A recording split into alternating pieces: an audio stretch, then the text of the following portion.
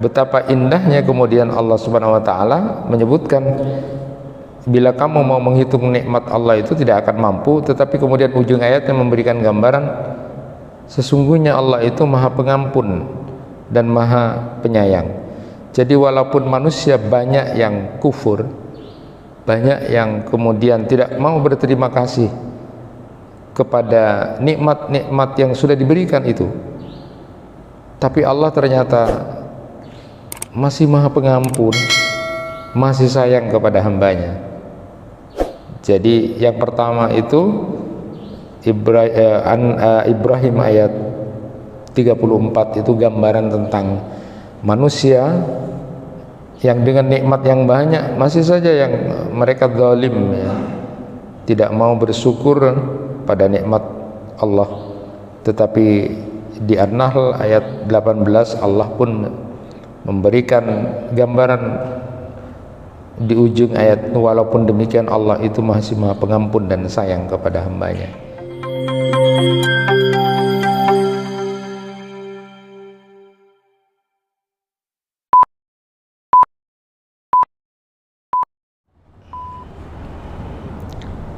Assalamualaikum warahmatullahi wabarakatuh.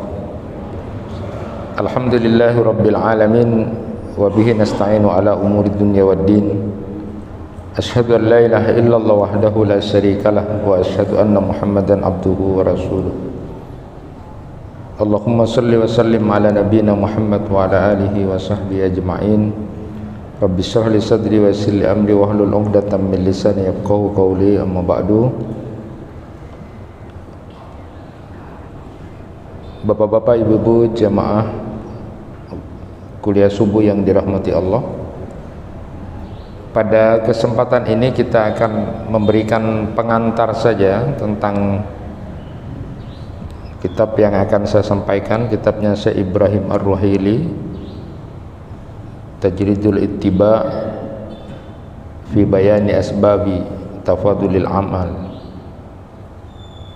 Pengantar tentang kitab penjelasan keutamaan-keutamaan amal dilihat dari berbagai sisi atau perspektif. Karena kita sadar betul bahwa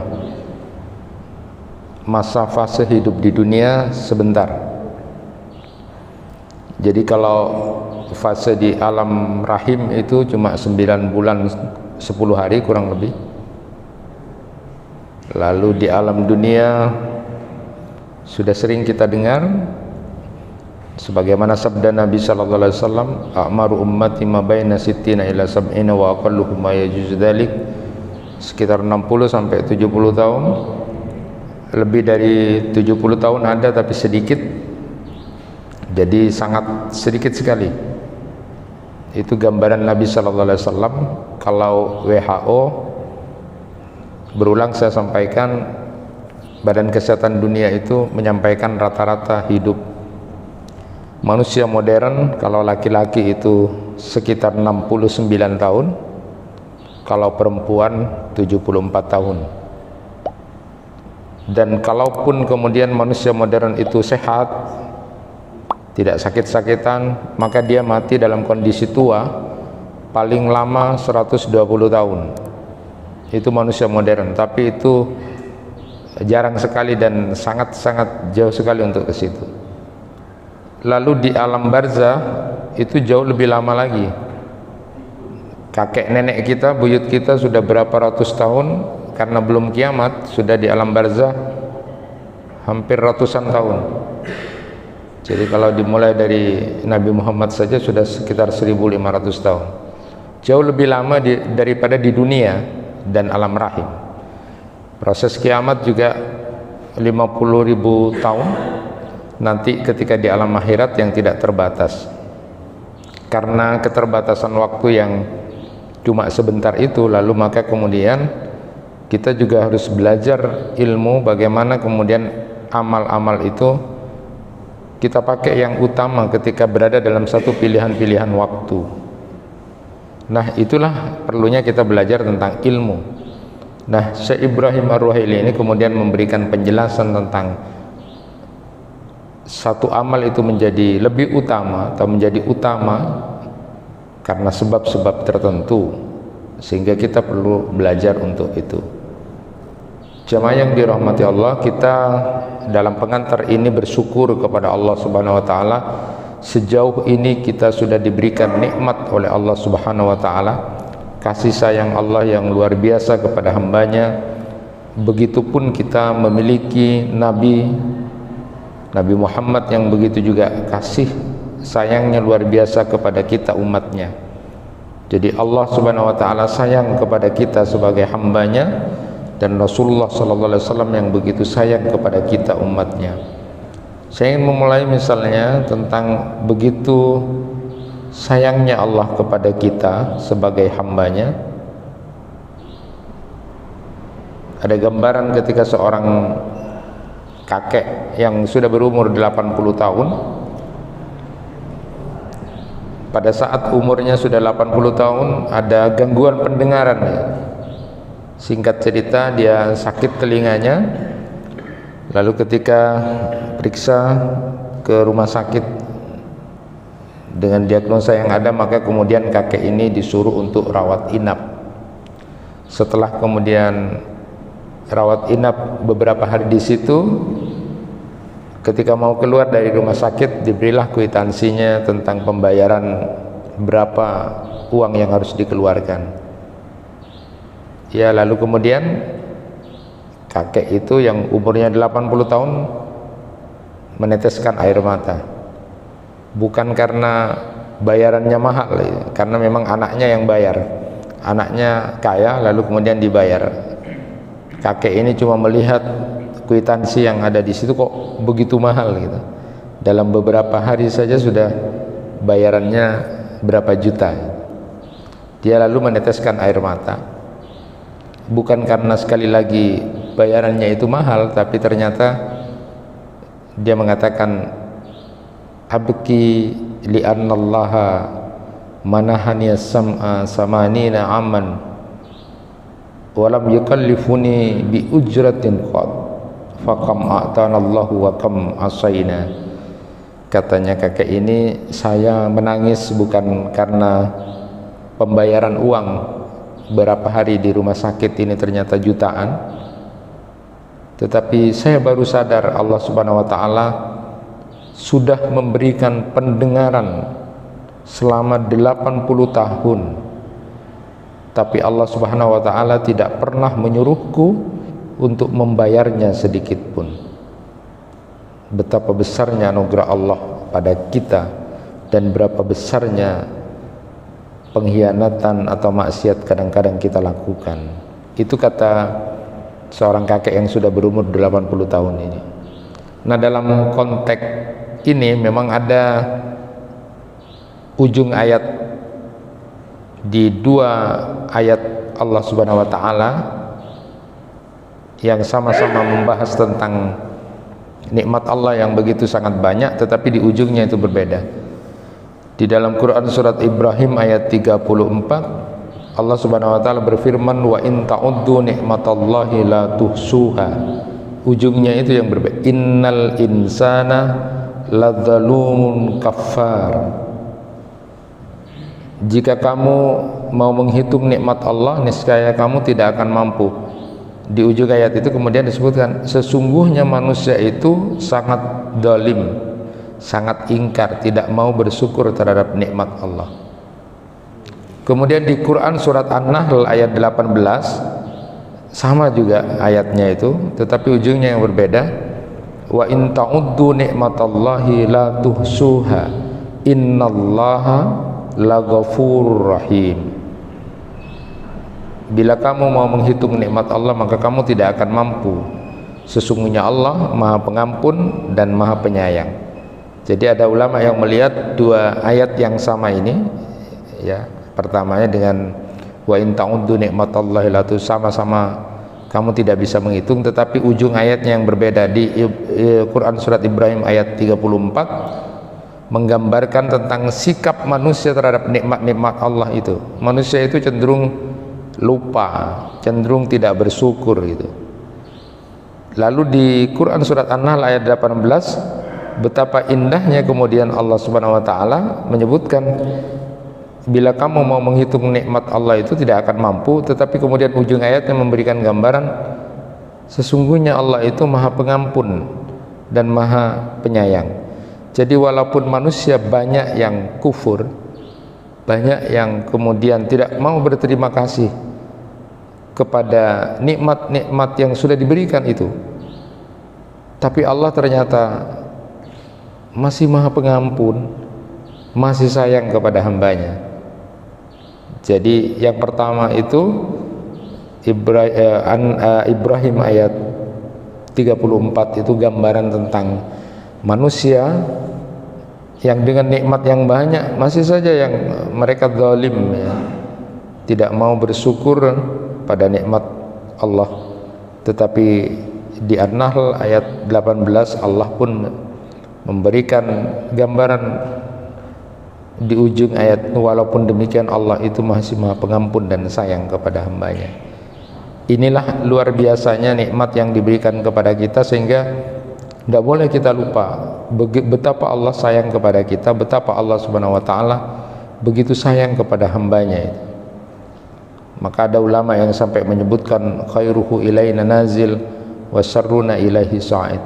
Kebaikan Allah selalu turun, selalu tercurah kepada kita, sementara kita banyak melakukan hal yang buruk, yang tidak baik, yang kita persembahkan. Mudah-mudahan Allah mengampuni kita. Jemaah yang dirahmati Allah, begitupun Nabi kita Nabi Muhammad SAW begitu sangat menyayangi kita ini sebagai umatnya. Berbahagia sekali kita punya Nabi Muhammad SAW yang luar biasa sayangnya kepada kita. Allah sayang kepada hambanya, kepada kita ini. Kita pun punya Nabi yang begitu sangat sayang kepada kita sebagai umatnya. Pemberian doa makbul dari Allah Subhanahu wa taala itu disimpan untuk kita oleh baginda Nabi sallallahu alaihi wasallam. Likulli nabiyyin da'watun mustajabah wa ta'ajjala kullu nabiyyin da'watahu wa inni ihtaba'tu da'wati. Setiap nabi itu memiliki doa yang mustajabah, di mana doa itu ketika kemudian disampaikan pasti akan dikabulkan oleh Allah, setiap nabi. Tetapi kata Nabi sallallahu alaihi wasallam, aku menyimpan doaku itu. Ada dalam riwayat lain, fa uridu an akhtabi'a da'wati syafa'atan li ummati yaumal qiyamah. Aku menyimpan doaku sebagai bentuk syafaat kepada umatku di akhirat nanti. Dalam riwayat lain itu disebutkan setiap nabi menyegerakan doanya. Jadi nabi-nabi itu sudah menyegerakan doanya. Doa mustajabah itu nabi-nabi yang lain sudah diminta waktu di dunia, ya. Fahiya na'ilatun insyaallah man mata min ummati la yusyriku billahi syai'a. Doaku, kata Nabi, doa yang makbul itu memohonkan ampun sebagai syafaat itu mencakup setiap umatku yang meninggal tanpa menyekutukan Allah dengan sesuatu apapun. Itu luar biasanya. Nanti Rasulullah SAW doanya itu dipakai untuk syafaat. Tidak hanya yang baik saja, yang penting dari umatnya Nabi Muhammad, dia tidak pernah berbuat syirik kepada Allah, dia tidak melakukan kesyirikan kepada Allah, pasti akan kemudian didoakan oleh Nabi SAW. Khuyir bainas syafaati wa baina ayyadkhula nisfu ummatil jannah fahtartu as-syafa'ah. Aku diberikan pilihan oleh Allah, kata Nabi sallallahu alaihi wasallam, antara syafaat dan separuh umatku masuk surga. Aku lalu memilih syafaat, kata Nabi. Jadi ketika Allah memilih kamu umatnya masuk separuh umatmu masuk surga, atau kemudian kamu pilih syafaat, kamu bisa memberikan pertolongan dengan izinku, mendoakan umatmu, maka Nabi Muhammad SAW memilih syafaat, sehingga jauh lebih banyak jumlahnya umatnya Nabi Muhammad yang masuk surga itu. Karena begitu sangat kasih sayangnya Nabi Muhammad SAW, ya. Rasulullah SAW bersabda, atani atin min indi rabbi fa khayyarani baina ayyudkhila nisfa ummatil jannah wa baina as-safa'ah fahtartu as-safa'ah wa hiya liman mata la yusyriku billahi syai'a. Ada malaikat yang mendatangiku, kata Nabi, dari sisi Tuhanku. Dia memberikan pilihan kepadaku antara Allah memasukkan separuh umatku ke dalam surga dan syafaat. Aku memilih syafaat, kata Nabi, karena syafaat itu berlaku bagi semua umatku yang meninggal dunia dengan catatan tidak melakukan kesyirikan sesuatu pun.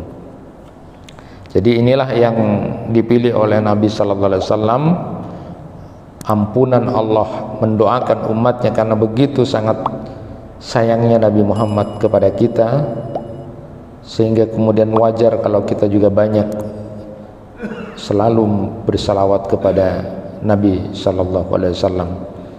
Ada hal yang menarik yang sudah pernah sering saya sampaikan dalam Al-Khulasah fi Fadail A'mal itu, bahwa berdasarkan riwayat Abdullah bin Amr bin As, agar orang suka untuk menjawab azan itu, mengucapkan seperti apa yang diucapkan oleh muadzin itu. Karena Nabi sallallahu alaihi wasallam bersabda, siapa yang kemudian menjawab azan sama seperti yang diucapkan oleh muadzin itu, kecuali hayya 'alas shalah hayya 'alal falah itu dengan hauqalah itu, maka halat lahus syafa'ah, aku halalkan syafaatku. Jadi orang-orang yang kemudian ingin mendapatkan syafaat Nabi itu, satu diantaranya adalah ketika dikumandangkan azan, dia diam lalu kemudian mendengarkan lalu mengucapkan yang sama dengan yang diucapkan muadzin, lalu setelah itu berdoa Allahumma rabb hadhihi da'wati tammah dan seterusnya. Itulah orang yang nanti akan dapat syafaat dari Nabi sallallahu alaihi wasallam. Ada ungkapan indah dari Syekh Muhammad Khalid dalam Insaniyah Muhammad itu tentang karakter cerita Nabi Muhammad sallallahu alaihi wasallam pada setiap orang dan sahabatnya itu. Beliau menyebutkan, Muhammad la yatakallaful hubba bal la yabduluhu, innama yabdulu al-hubb inda Muhammad nafsah. Muhammad itu, Nabi Muhammad sallallahu alaihi wasallam tidak pernah merekayasa cinta, tetapi cinta yang melekat di dalam dirinya lah kemudian Nabilah yang menaklukkan orang-orang itu. Artinya Nabi Muhammad itu tidak pernah berpura-pura dalam cinta, mencintai istrinya, mencintai anak-anaknya, mencintai tetangganya, tidak pura-pura, tidak pernah merekayasa cinta. Tetapi jiwa cintanya Nabi Muhammad itulah yang kemudian banyak menaklukkan orang-orang di sekitarnya, sehingga kemudian begitu sangat mencintai Nabi sallallahu alaihi wasallam. Barangkali kita jarang atau kemudian tidak mendapatkan cinta yang sesungguhnya dari orang-orang karena kita juga banyak berpura-pura dengan cinta kita, banyak berpura-pura dengan kasih sayang kita kepada orang-orang yang di sekitar kita. Maka ketika Nabi sallallahu alaihi wasallam digambarkan karakter yang luar biasa, Nabi itu begitu sangat dicintai karena memang jiwa dan karakternya sudah muncul di dalam dirinya cinta itu, dan Nabi Muhammad tidak pernah kemudian merekayasa cinta itu. Beliau kemudian melanjutkan, wa qalbu Muhammad maftuhun daiman li kullin nam al-asdiqa wal a'da. Hatinya Nabi Muhammad itu selalu terbuka bagi semua orang, kepada para sahabatnya dan bahkan musuhnya.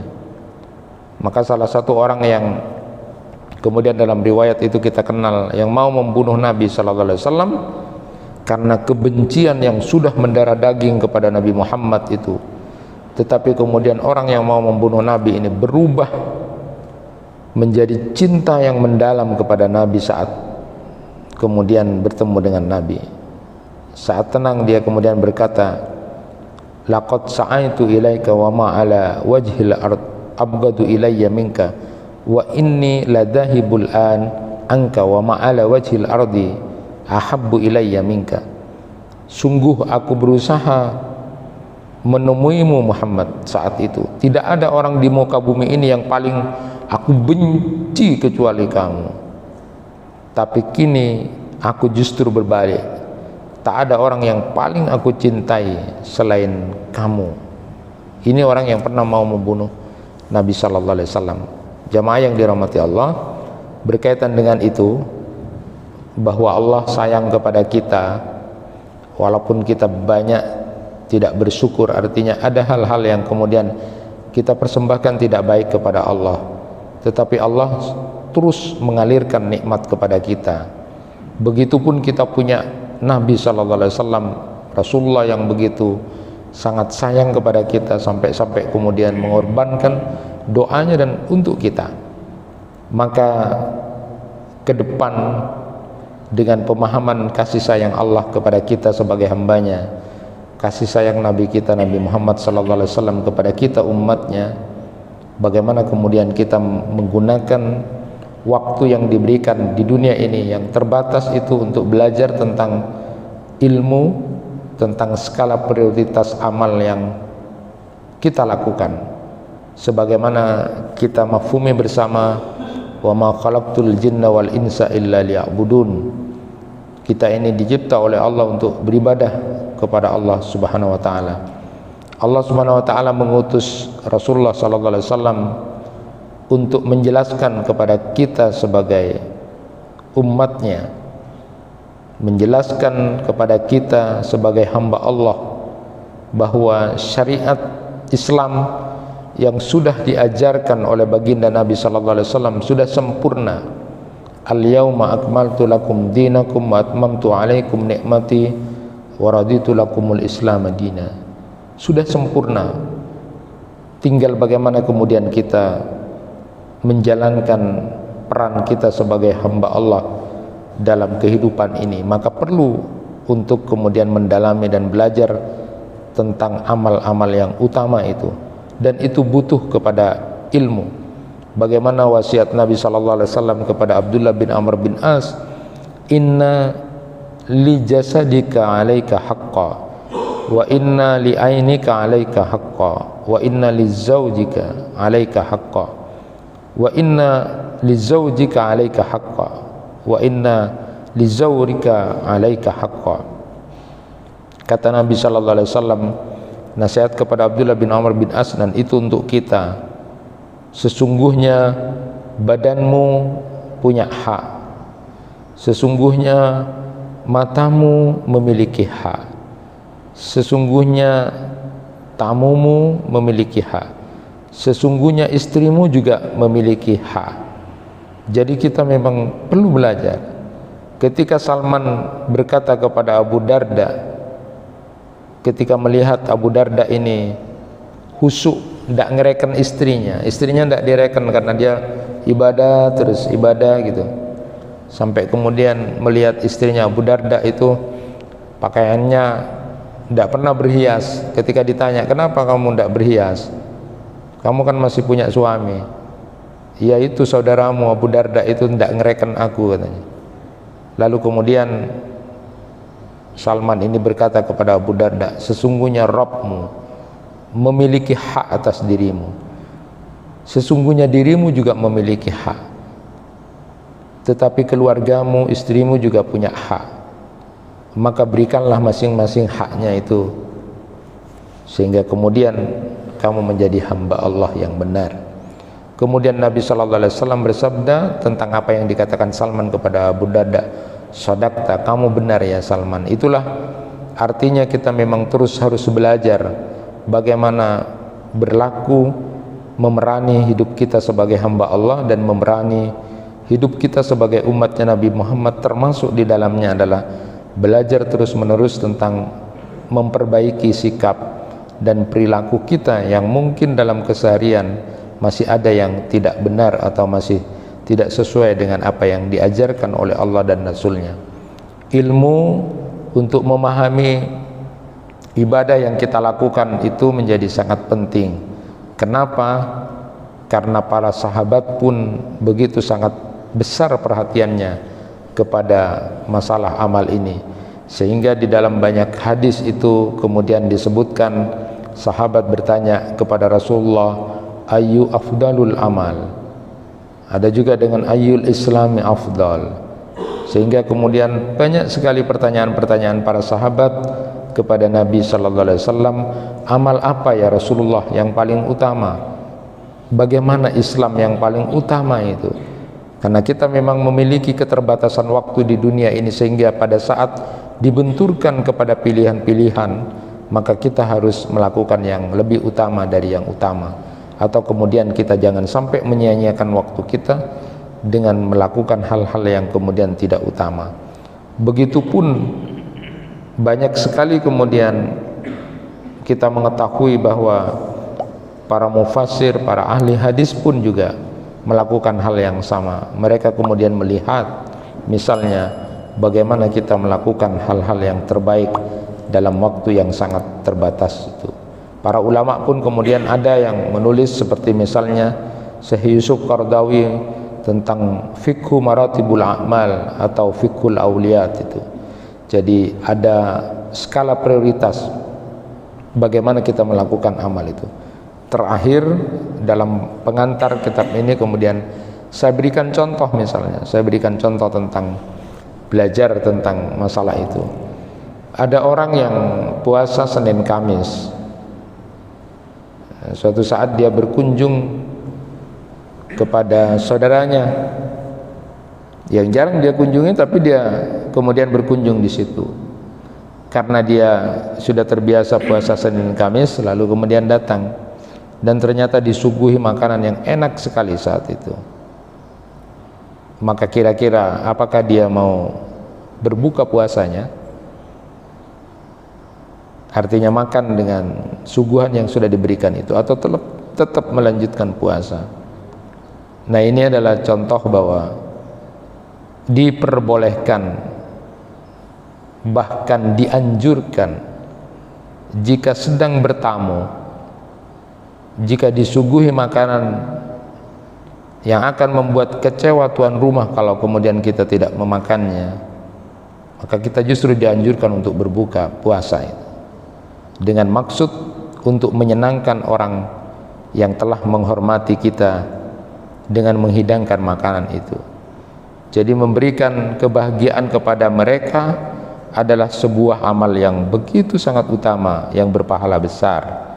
Dari Ibnu Umar radhiyallahu anhuma bahwa Nabi sallallahu alaihi wasallam bersabda, ahabbun nas ilallah ta'ala anfa'uhum linnas wa ahabbul a'mal ilallah ta'ala sururun tudkhiluhu ala muslim au taksifu anhu kurbah au taqdi anhu daina au tatrudu anhu ju'a wa li an amsiya ma'afin fi hajatin ahabbu ilayya min a'takifa fi hadzal masjid, yakni Masjidil Madinah syahra.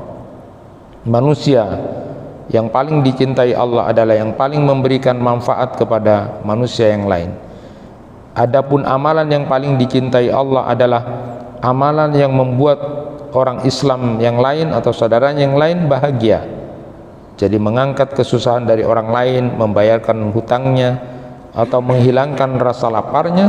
Sungguh aku berjalan bersama saudaraku yang muslim untuk sebuah keperluan lebih aku cintai daripada iktikaf di masjid selama sebulan. Hadis riwayat Tabrani. Rasulullah bersabda, as-saimul mutatawwi amirun nafsi insya'a shoma wa insya'a aftar. Orang yang melakukan puasa sunnah menjadi penentu dirinya. Jika ingin melanjutkan, dia bisa melanjutkan, dan jika ingin membatalkan, bisa dia batalkan.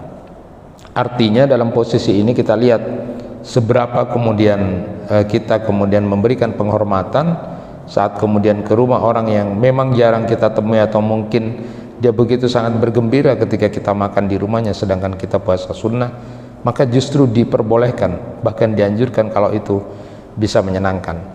Tetapi dengan catatan tidak boleh dibuat main-mainan. Artinya ada orang niat puasa pas laju atamo ya kan, iya terus ekakan, iya butuh saya puasa itu lain lagi. Artinya agama itu tidak dibuat mainan, hanya Allah yang tahu. Tapi dalam sikap seperti ini, ketika kita berkunjung, kita biasa puasa, lalu kemudian kok dia senang kalau kita makan di rumahnya, maka dianjurkan, bahkan bukan hanya sekedar dibolehkan, dianjurkan. Tetapi sekali lagi, jangan dibuat mainan. Mainan itu artinya sapena puasa entar namoy gitu. Sapena puasa entar namoy. Itu sudah Allahu a'lam bishawab, nanti kita akan bahas. Sekali lagi, mudah-mudahan pengantar tentang melihat sisi amalan utama itu begitu sangat kita perlukan dalam waktu keterbatasan kita di dunia. Mudah-mudahan Allah selalu memberikan hidayah kepada kita dalam ketaatan kepada Allah dan menjadikan diri kita ini mendapatkan ridha dari Allah Subhanahu wa taala. Itu yang bisa disampaikan, mudah-mudahan bermanfaat. Subhanakallahumma wa bihamdika asyhadu an la ilaha illa anta astaghfiruka wa atubu ilaik. Allahumma arinal haqqa haqqan warzuqna ittiba'ahu wa arinal batila batila warzuqna tinaba. Kurang lebihnya mohon maaf. Assalamualaikum warahmatullahi wabarakatuh.